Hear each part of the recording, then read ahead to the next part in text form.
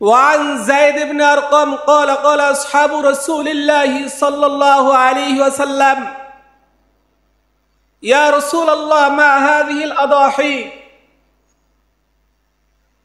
আল্লাহ নবীকে সওয়াল করা হলো ইয়া রাসূলুল্লাহ কুরবানি কি আল্লাহর নবী সাল্লাল্লাহু আলাইহি ওয়াসাল্লাম বললেন কুরবানি হলো ক্বালা সুন্নাতু আবিকুম ইব্রাহিম আলাইহিস সালাম কুরবানি হলো ইব্রাহিম আলাইহিস সালাতু ওয়াস সালামের সুন্নাত কুরবানি হলো কি হযরতে ইব্রাহিম আলাইহিস সালাতু ওয়াস সালামের সুন্নাত সাহাবায়ে কেরাম আগ্রহ পোষণ করলেন জানতে চাইলেন ক্বালু ফামা লানা ফিহা ইয়া রাসূলুল্লাহ ইয়া রাসূলুল্লাহ ইয়া হাবিবাল্লাহ এই কুরবানি করলে আমাদের লাভ কি আমাদের ফায়দা কি আমাদের লাভ কি হবে লাভ ছাড়া তো আমরা কাজ করতে চাই না সাহাবাদের মধ্যে এরকম ছিল তারাও লাভ জানতে চাইতেন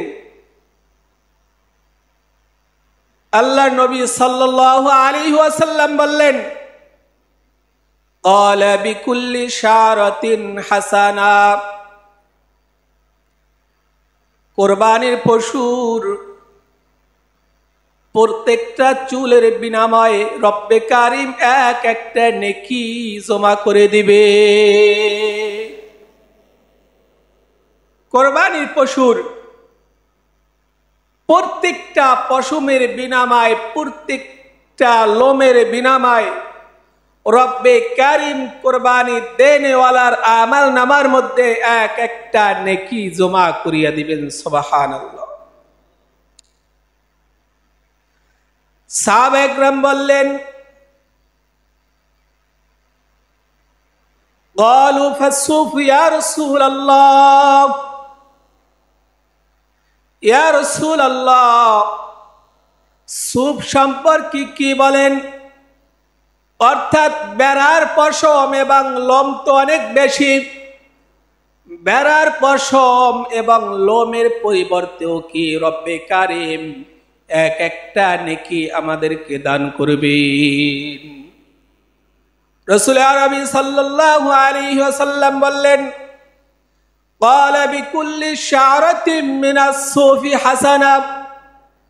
ও আমার সাহাবীরা ভালো করে শুনে নাও ভালো করে শুনে নাও ভেড়ার প্রত্যেকটা পশম এবং প্রত্যেকটা লোমের বিনিময়ে রব্বে কারীম ওই কুরবানি দেনেওয়ালার আমল নামার মধ্যে এক একটা নেকি দান করবে প্রিয় ভাইয়েরা আমার কুরবানির এত ফজিলত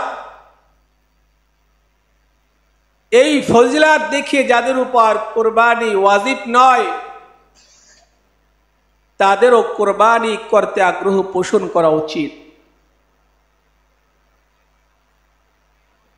ওয়াজিব না হলেও নফল কুরবানি করার আগ্রহ পোষণ করা উচিত কারণ এত সব কুরবানির অনন্য সব অগণিত সব